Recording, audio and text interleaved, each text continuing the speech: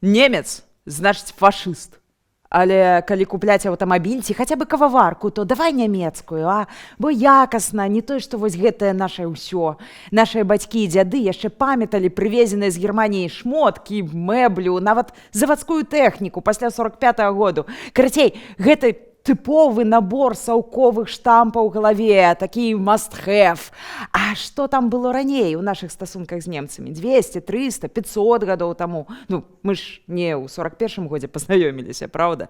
З вамі Кацярына Ваданосава ў серыі перадач «Трызуб і пагоня». Сёння мы пагаворым пра немцаў у нашай гісторыі. Як яны тут з'явіліся? З мячом яны сюды прыйшлі? Ці з нечым іншым? Як змянялася стаўленне да іх праз стагоддзі? І ўрэшце, куды немцы зніклі? Нават прозвішчаў не засталося. Ну і паспрабуем адказаць на пытанне: немец, сябар ці спрадвечны вораг? Як заўжды, чакаем на падабайку і падпіску на наш канал. Дзякуй, паехалі! На Панямоні яшчэ ў 1960-х казалі, калі хто патапіўся, паплыў у каралявец па ножыкі. Што?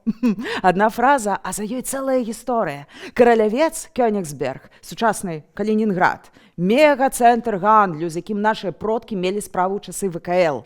Туды збожжа, адтуль розны тавар, тыя самыя ножыкі. Дык вось, нашае першае знаёмства з немцамі – гэта пра гандаль. Яшчэ Гедымін у 14 стагоддзі запрашаў нямецкіх купцоў з Любіка і Брэмена ў Вільню. Жывіце, гандлюйце, усім гэта будзе карысна.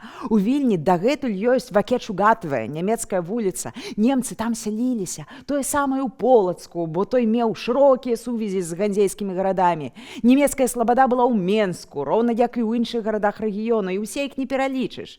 Немцы везлі не толькі свой бізнес, а гэта быў шырокі спіс ад ювеліркі да бровараў, вінакурняў, але і традыцыі, веру, нават словы: цыбуля, драбіна, дах нямецкага паходжання. Ці вось у нас кажуць рыхтык, а па-нямецку рыхтых – гэта дакладна, слушна. Адмерыў, адрэзаў, усё правільна, рыхтык.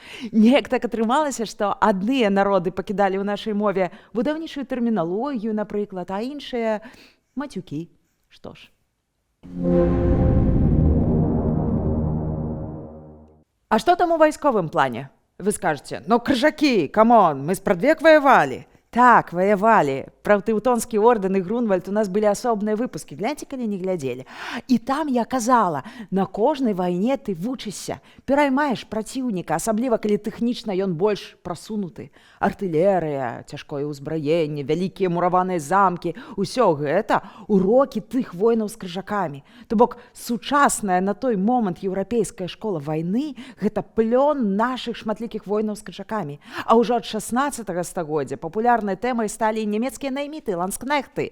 Акурат яны адзначыліся ў войнах з маскавітамі за Полацак і Смаленск, асабліва за часамі Баторыя. Адным з гераічных абаронцаў Смаленска, напрыклад, быў немец Корф.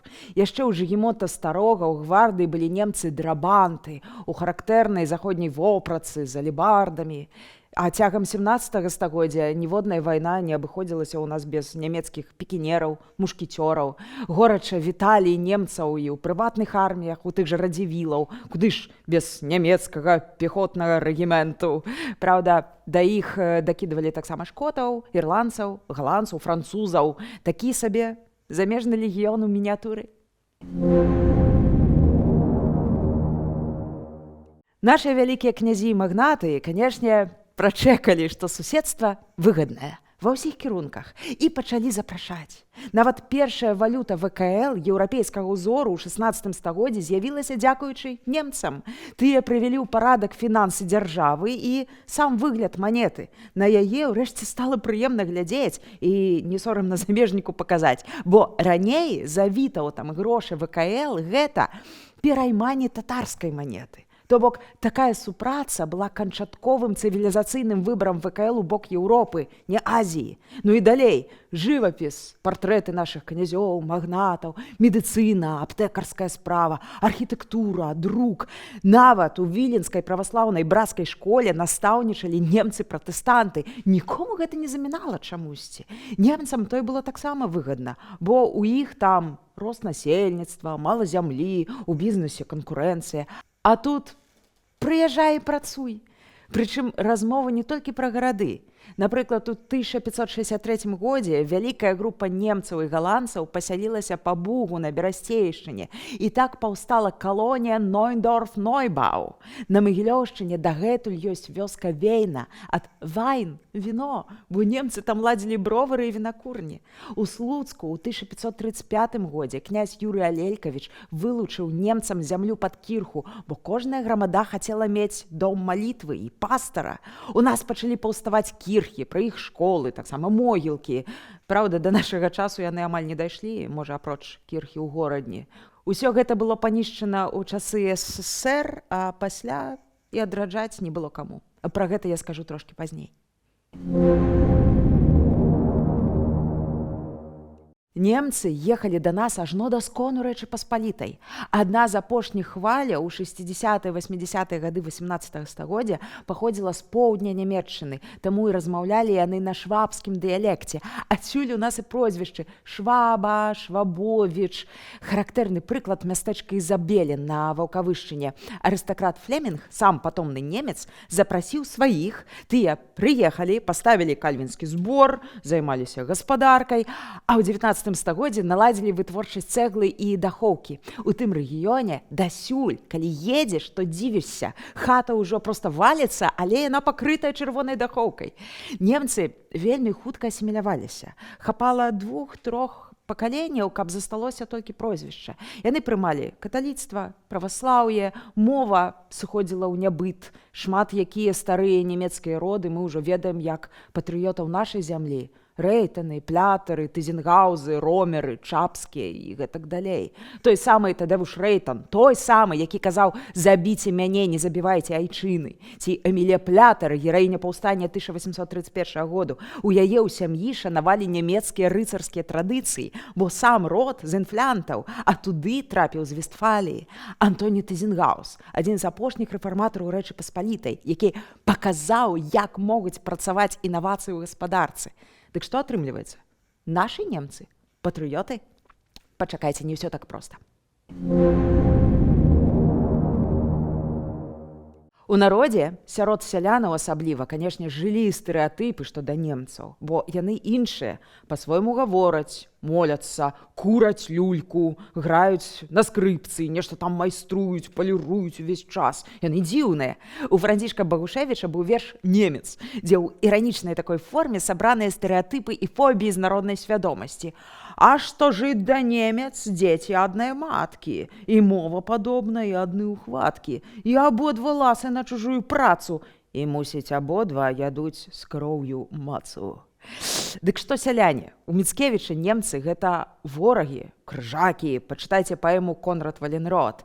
Ну і яны ж атруцілі некалі там дзяцей Вітаўта, а значыць і з немцамі-аптэкарамі не ўсё ок.